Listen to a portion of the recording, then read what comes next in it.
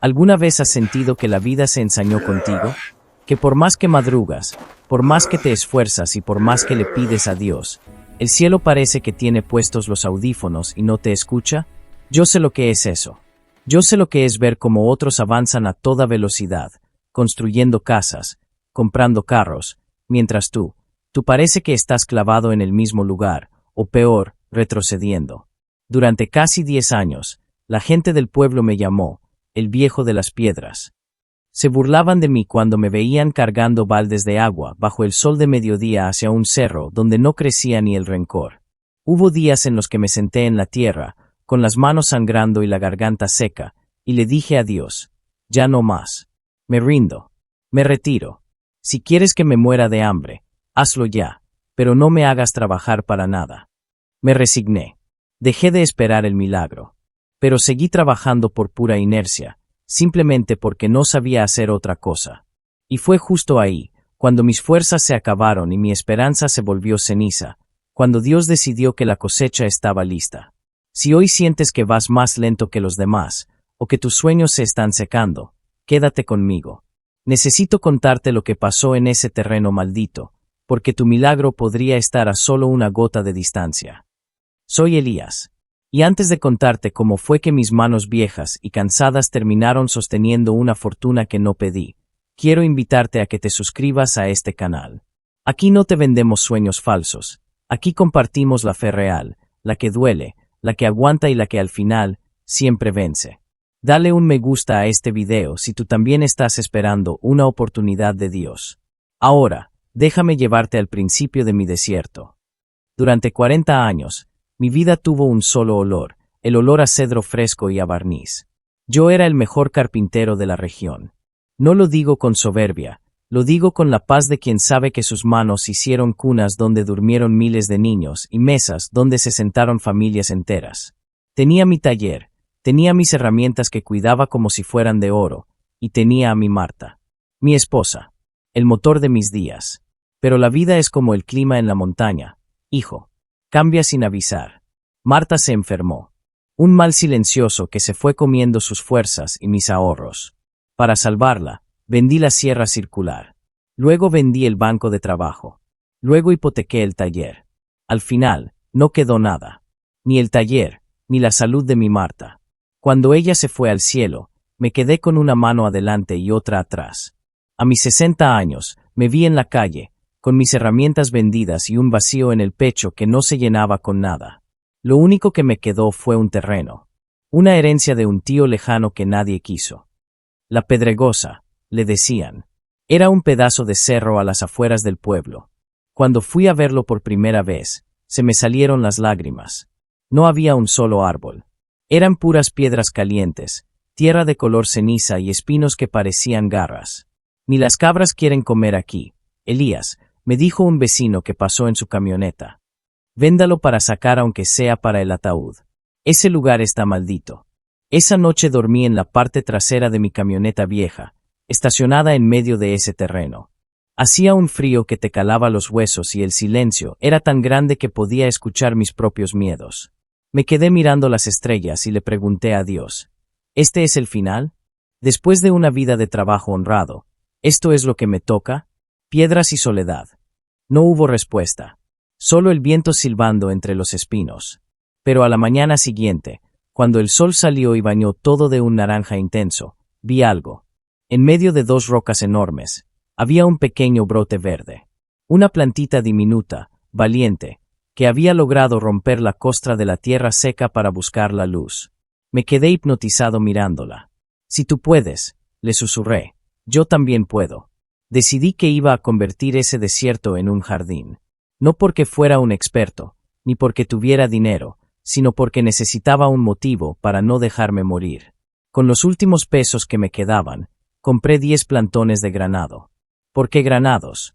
Porque me dijeron que eran fuertes, que aguantaban la sed y que sus raíces podían romper hasta la piedra más dura. Igual que yo. Empecé el trabajo. Y ahí fue cuando empezó mi verdadera prueba. No tenía tuberías, no tenía pozos. El agua más cercana estaba en un arroyo a 2 kilómetros de distancia, cuesta abajo. Todos los días, desde antes de que saliera el sol, Yo bajaba con 2 baldes de plástico. Llenaba el agua, y subía el cerro. Paso a paso. El sol me quemaba la nuca. El peso de los baldes me hacía sentir que los brazos se me iban a desprender de los hombros. Cuando llegaba arriba, el agua estaba caliente. Se la echaba a mis arbolitos como si fuera medicina sagrada. «Estás loco, Elías», me decían en el pueblo. «Estás gastando tus últimas fuerzas en árboles que se van a secar. Mejor busca trabajo de portero en algún edificio». Yo no les contestaba. No tenía aliento para hablar. Cada gota de agua que yo cargaba era una oración. «Señor, haz que crezcan. Señor, no me dejes solo». Pero los meses pasaban y los árboles seguían del mismo tamaño. Las hojas se ponían amarillas. El suelo parecía tragarse el agua en un segundo, dejándolo todo seco otra vez. Mi fe era como una fogata en medio de una tormenta. Luchaba por no apagarse, pero cada vez era más pequeña. Me dolía todo. Me dolían las manos llenas de llagas, me dolía la espalda, pero sobre todo, me dolía el silencio de Dios.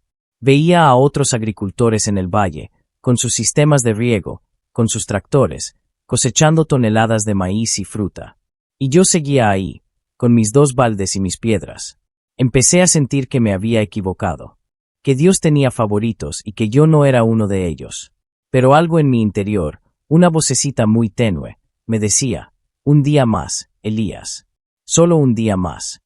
Lo que yo no sabía, hijo, es que mientras yo sufría arriba de la tierra, abajo, en lo profundo, en la oscuridad de las piedras, Dios estaba haciendo algo que ningún sistema de riego podía hacer. Estaba creando raíces de hierro. Y esas raíces eran las que me iban a sostener cuando llegara el momento que cambiaría mi vida para siempre. Pasaron 5 años. Se dice rápido, ¿verdad? 5 años son casi 2000 días. Y para mí, cada uno de esos días fue una batalla contra el polvo y contra mi propia cabeza. Mi camioneta vieja terminó de morir a los 2 años, se le rompió el motor y ahí se quedó, como un esqueleto de metal oxidado en la entrada de La Pedregosa. Desde entonces, mi único transporte fueron mis piernas y mi único consuelo fue un radio de pilas que me informaba que, en el valle, las cosechas de los demás eran abundantes. Mi aspecto cambió. Me puse flaco, seco como un sarmiento.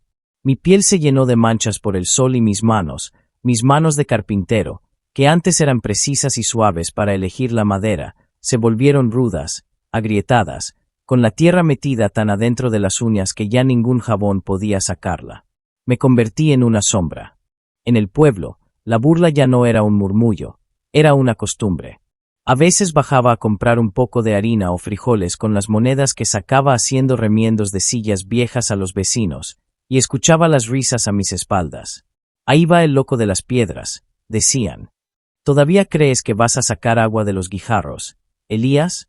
Ya ríndete, viejo, que el cementerio te queda más cerca que la cosecha». Yo agachaba la cabeza. No por vergüenza de trabajar, sino porque en el fondo de mi alma, una parte de mí empezaba a creer que tenían razón. Mis granados, ay, mis pobres árboles, eran tristes de ver. Mientras que los árboles de las fincas ricas eran altos, verdes y frondosos, los míos estaban retorcidos. Parecían manos de viejos pidiendo clemencia al cielo. Eran bajitos, con el tronco lleno de nudos y las hojas pequeñas. Pero seguían vivos. Contra todo pronóstico, contra la sequía que mató los cultivos de gente con más dinero que yo, mis 10 árboles se mantenían en pie.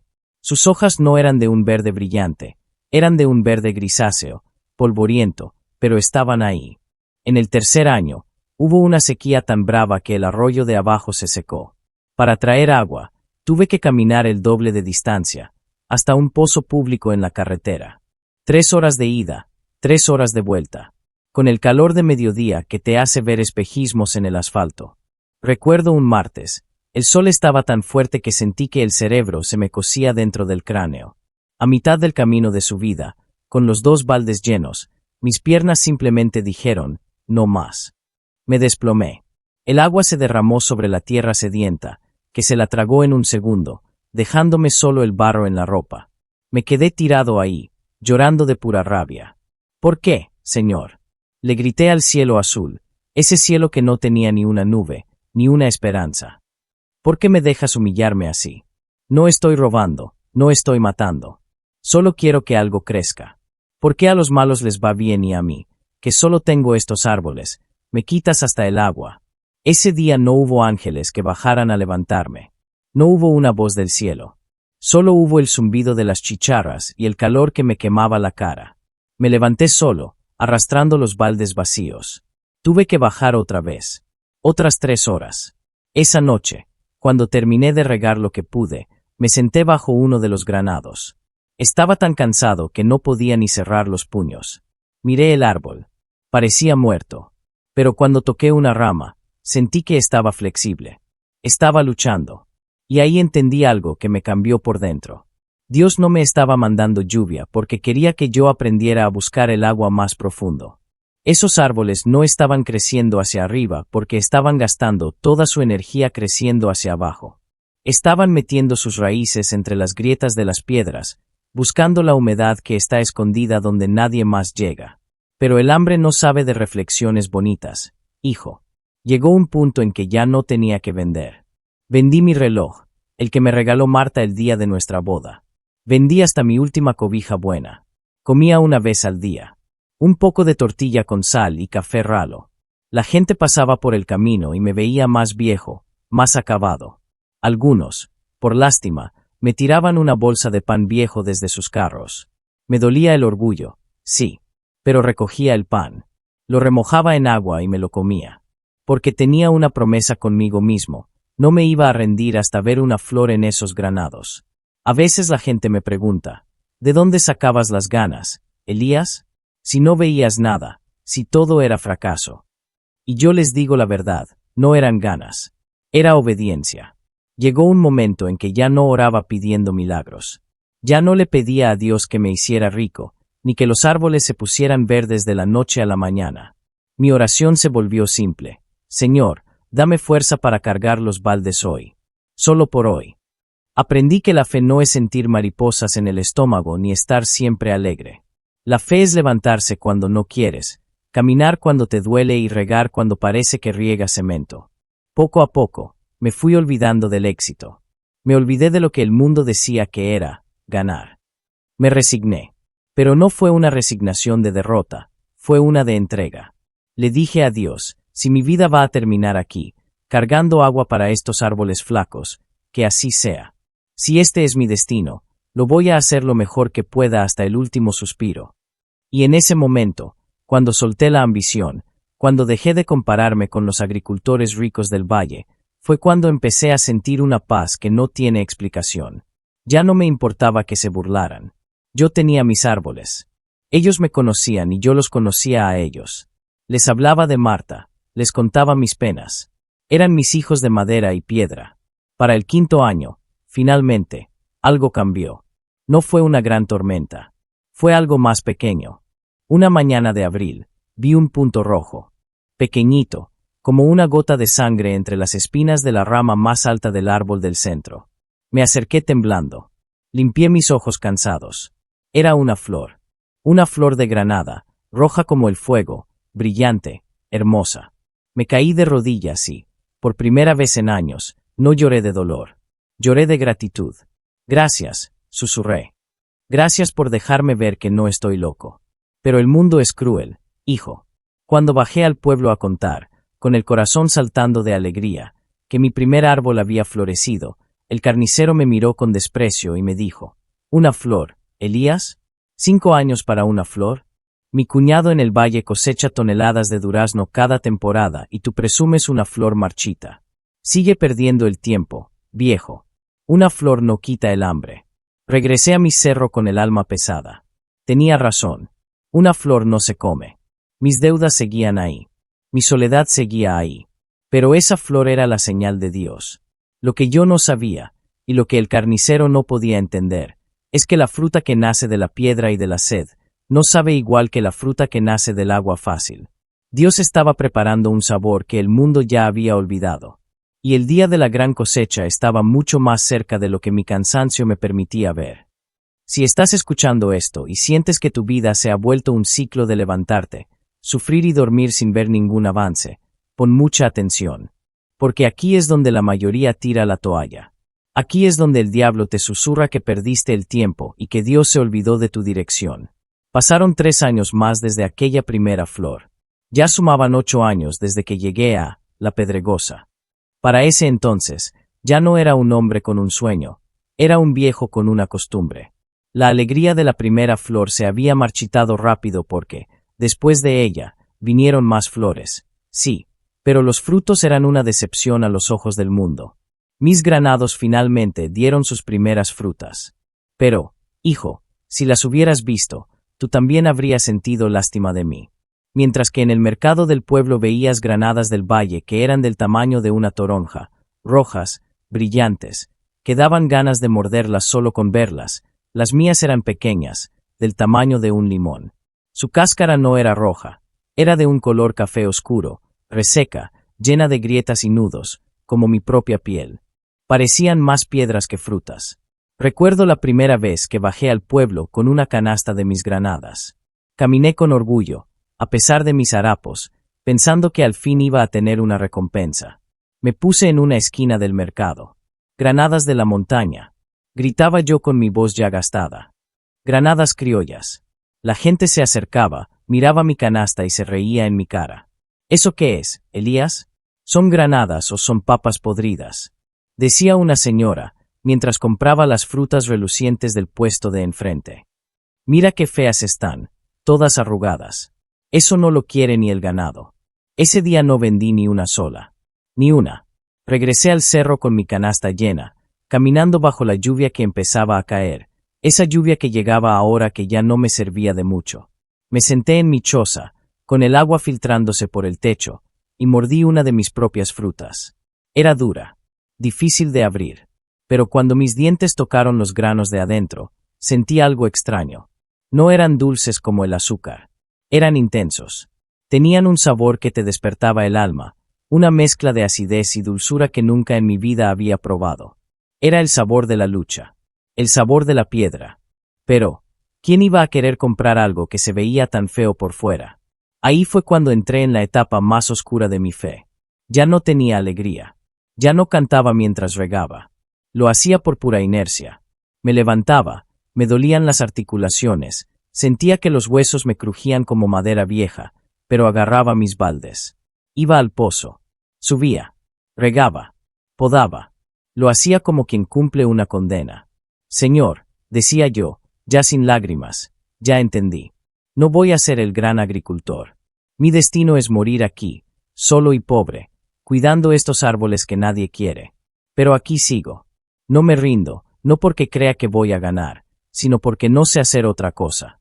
Estos árboles dependen de mí, y aunque sean feos, son míos. Esta es la fe de la que nadie habla, hijo. La fe cuando ya no tienes esperanza. Es fácil creer cuando ves el brote verde. Es fácil creer cuando la gente te aplaude. Pero, ¿cómo sigues cuando el fruto que das es feo a los ojos de los demás? ¿Cómo sigues cuando sientes que Dios te dio el terreno más difícil y te dejó ahí a tu suerte? Llegué al punto en que ya no miraba hacia adelante. Solo miraba el suelo. Me resigné a ser el viejo de las piedras, para siempre. Dejé de pedir que mi situación cambiara. Simplemente pedía que mi espalda aguantara un día más. A veces veía a los jóvenes del pueblo pasar cerca de mi terreno en sus motos, riéndose, gritándome cosas. Yo solo levantaba la mano y los saludaba. Ya no me dolía el orgullo. El orgullo se me había muerto de hambre hacía mucho tiempo. Lo que yo no entendía es que Dios tiene un paladar diferente al de los hombres. El mundo busca lo grande, lo brillante, lo que se ve bien en una vitrina. Pero Dios estaba concentrando todo el sabor en lo pequeño. Estaba haciendo que mis granadas fueran compactas, resistentes, llenas de minerales que solo se encuentran en las profundidades de las piedras que yo tanto odiaba. Mis árboles eran pequeños para que el viento de la montaña no los derribara. Sus troncos eran nudosos porque la lucha los había endurecido. Eran árboles, hechos a mano, por el sufrimiento. Una noche, el cansancio fue tanto que me quedé dormido junto al tronco del árbol más viejo. Tuve un sueño. Soñé que mi Marta estaba conmigo. Se veía joven, hermosa, con su vestido de flores. Me tomaba las manos y me decía, ya casi, Elías, no mires la cáscara. Mira el corazón. Lo que Dios está guardando en ese fruto no tiene precio. No te detengas ahora, que las raíces ya tocaron el agua viva. Desperté con el rocío de la mañana mojándome la cara. Estaba empapado, con frío, pero con una extraña calma. Me levanté, agarré mis baldes y fui al pozo. Un paso, otro paso, el peso del agua, el dolor de la espalda. Cualquier otro hombre se habría ido de ahí años atrás. Cualquier otro hombre habría vendido ese terreno para comprarse una cama digna en la ciudad. Pero yo no era cualquier hombre. Yo era el cuidador de la pedregosa. Y aunque el mundo me viera como un fracasado, yo sabía que cada gota de agua que caía en esa tierra era un testamento de que yo seguía de pie. Llegó el 10º año. Mis 10 árboles estaban cargados de esas granadas oscuras y arrugadas. Parecían bolsas de cuero viejo colgando de las ramas. Yo las miraba y les decía, nadie las quiere, hijas mías. Pero yo sí. Yo sé lo que les costó nacer. Decidí que ese año ni siquiera intentaría ir al mercado. ¿Para qué? Para que se burlaran de nuevo. Pensé en dejar que las frutas se cayeran y se pudrieran en el suelo, para que sirvieran de abono para la tierra. Pensé que ese sería mi final, alimentar la tierra con mis propios fracasos. Lo que yo no sabía, lo que mi mente cansada no podía imaginar, es que Dios ya había movido las piezas en el tablero. A kilómetros de mi cerro, un hombre que yo no conocía estaba a punto de tener un percance, que lo traería directo a mi puerta. Porque cuando tú eres fiel en lo poco, y cuando sigues trabajando aunque ya no tengas ganas, Dios mismo se encarga de traerte a la gente que sabe apreciar el valor de lo que crece en el desierto. La mesa estaba puesta, hijo. Solo faltaba que el invitado llegara. Era un martes de octubre. El cielo estaba plomizo, cargado de esas nubes grises que prometen tormenta pero que a veces solo traen viento.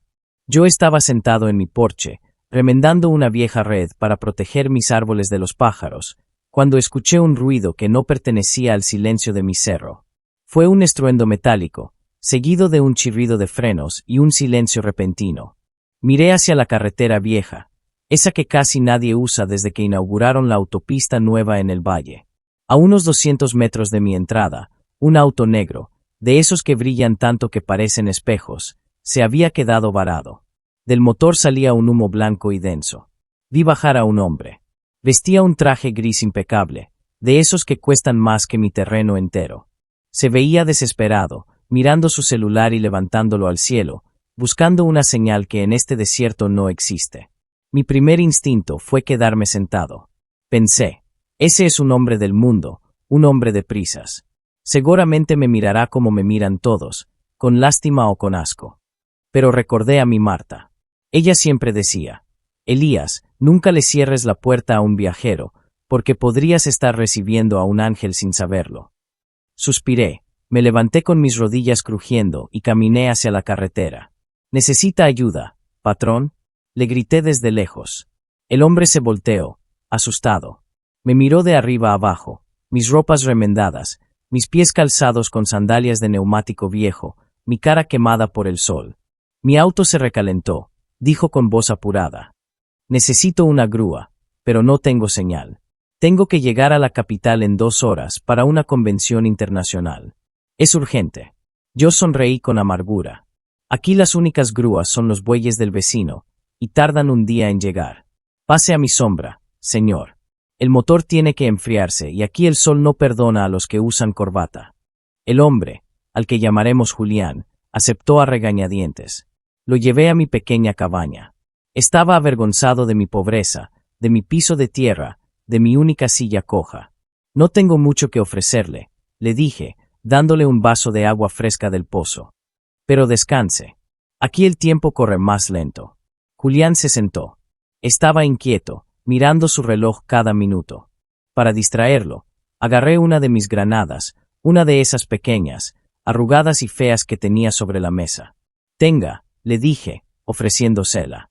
Coma algo. Seguramente tiene hambre. Él la miró con una mueca de duda. ¿Esto es una granada? Preguntó, dándole vueltas en su mano fina. Se ve diferente. Un poco seca, ¿no cree? Por fuera es piedra, señor, le contesté. Pero por dentro es vida. Ábrala. Él sacó una navaja pequeña de su bolsillo y la cortó a la mitad. En cuanto la fruta se abrió, un aroma intenso, dulce y terroso al mismo tiempo, llenó la pequeña choza. Los granos adentro brillaban como rubíes oscuros, apretados unos contra otros, casi explotando de jugo. Julián se llevó un par de granos a la boca. Se quedó mudo. Cerró los ojos. Vi cómo su garganta se movía al tragar. No dijo nada por casi un minuto. Yo me asusté. Pensé que quizás le había caído mal. ¿Está bien, señor?, le pregunté. Él abrió los ojos. Estaban muy abiertos, brillantes. ¿De dónde sacó esto, Elías?, preguntó con una voz que ya no tenía prisa. De ahí afuera. Señalé mis 10 árboles retorcidos entre las rocas. Es lo único que tengo.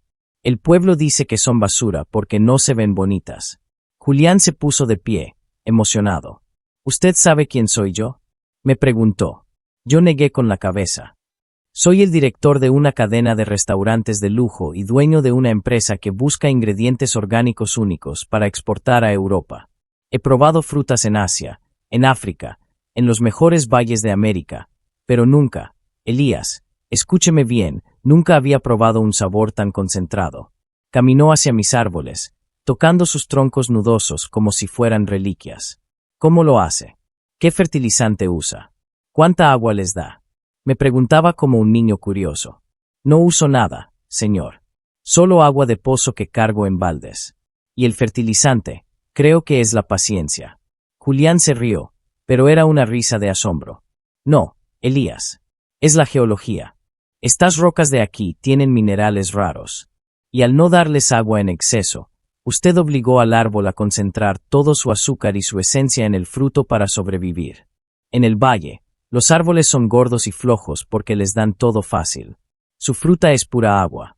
Pero la suya es esencia pura. Es la fruta más cara que he visto en mi vida. Yo no podía creer lo que escuchaba. Me senté en una piedra, sintiendo que el mundo me daba vueltas. Cara, pero si en el mercado no me dieron ni 5 centavos por ellas. Julián me puso una mano en el hombro. Sus manos estaban limpias, las mías sucias, pero en ese momento éramos iguales. El mercado busca lo estético. Mi mundo busca lo auténtico. Elías, no me importa que sus árboles sean 10. Quiero comprarle toda su cosecha de este año. Y quiero firmar un contrato para los próximos 10 años. Voy a ponerle un sistema de riego, voy a construirle un centro de acopio aquí mismo. Estas granadas van a estar en las mesas de los mejores hoteles de París y Londres. Me quedé mirando mis manos. Esas manos que habían cargado baldes durante 10 años. Esas manos que habían sangrado, que habían sido humilladas. Recordé todas las veces que quise rendirme. Recordé el día que me caí en el barro y le grité a Dios. Y entendí que Dios no me estaba castigando. Me estaba preparando. Me dio el terreno más duro para que nadie más pudiera imitar mi producto. Me dio la sequía para que el sabor se volviera eterno. Me dio la soledad para que yo no me distrajera y cuidara cada hoja con mi propia vida. Señor, le dije con lágrimas en los ojos, yo solo soy un viejo carpintero que no quería dejar morir sus árboles. No, Elías, me contestó él. Usted es el hombre que demostró que la fe puede hacer que la piedra de miel.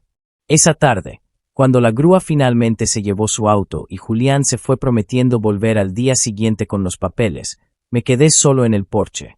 La lluvia finalmente empezó a caer. Una lluvia mansa, dulce, que olía a gloria. Miré a mis 10 árboles. Ya no me parecían retorcidos ni feos. Me parecían guerreros que habían ganado una guerra de 10 años. Me caí de rodillas en la tierra mojada. Gracias, Señor, susurré. Gracias porque tu tiempo no es el mío.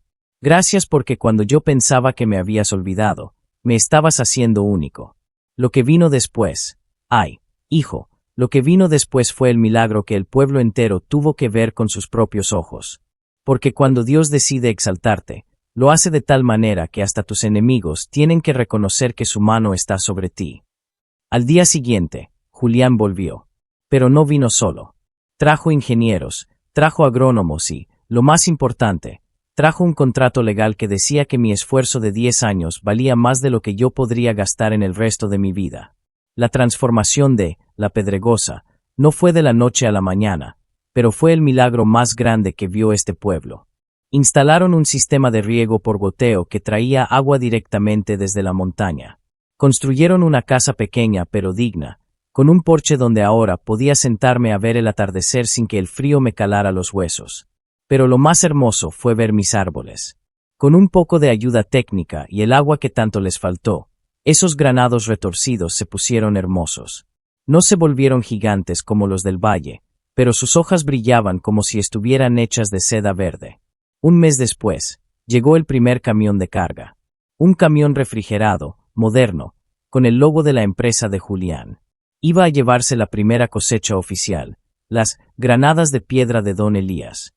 Para llegar a la carretera, el camión tenía que pasar por el centro del pueblo. Yo iba en el asiento del copiloto, con mi sombrero limpio y mis manos descansando sobre mis rodillas. Cuando entramos a la plaza, pedí que se detuvieran frente a la carnicería. Vi al carnicero y a los otros hombres que durante años se habían reído de mí. Se quedaron mudos al ver el camión enorme, los logos elegantes y a mí, el viejo loco, sentado ahí arriba. Me bajé del camión. Llevaba una caja pequeña con 3 de mis mejores granadas. Caminé hacia ellos. El silencio era tan grande que solo se oían mis pasos sobre el empedrado. Buenas tardes, señores, les dije con toda la calma del mundo. Hace años me dijeron que una flor no quitaba el hambre. Tienen razón. Pero Dios me enseñó que una flor es la promesa de que la mesa pronto estará llena. Les entregué la caja. Pruébenlas. No son como las del valle. Estas nacieron de la piedra. Tienen el sabor de la paciencia. El carnicero tomó una fruta, avergonzado, sin poder sostenerme la mirada. Perdónanos, Elías, murmuró. Pensamos que habías perdido el juicio. No, amigo, le contesté. No perdí el juicio. Solo encontré a Dios en medio de la sequía. Esa tarde, cuando el camión se alejó llevando mi fruta hacia los aviones que la llevarían a Europa, me senté en mi nuevo porche. Miré mi terreno.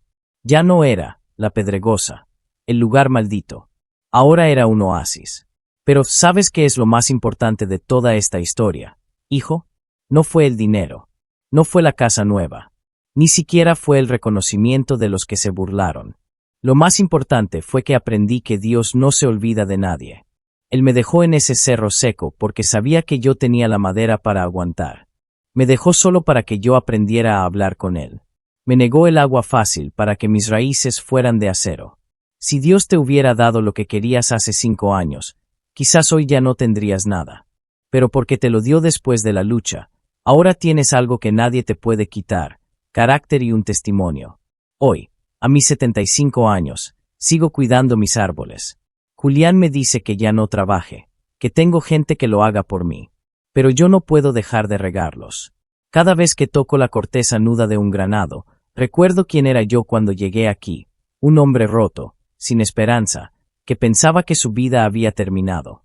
Y cada vez que veo una fruta roja colgando, veo la mano de Dios diciéndome, «Viste, Elías, valió la pena esperar». La historia de Don Elías no es solo la historia de un agricultor y sus árboles. Es la historia de tu vida y la mía. Tal vez hoy tú estás cargando baldes de agua hacia un sueño que parece muerto. Tal vez ves a otros cosechar mientras tú solo ves piedras y sol. Tal vez estás cansado de las burlas y de sentir que vas más lento que los demás. Escucha bien esto. Dios no tiene prisa, porque Él está creando algo eterno. Las cosas que crecen rápido, se mueren rápido. Pero lo que crece en la prueba, lo que se alimenta de la fe en medio de la sequía, eso es lo que el mundo llamará milagro. No te rindas hoy. Sigue regando, aunque el suelo parezca cemento. Sigue orando, aunque el cielo parezca de bronce. Sigue trabajando, aunque nadie te aplauda. Porque el sabor de la recompensa que Dios está preparando para ti es algo que este mundo nunca ha probado. Tu desierto está a punto de florecer, y cuando lo haga, todos sabrán que el viejo de las piedras tenía el tesoro más grande de todos, la confianza absoluta en su Creador.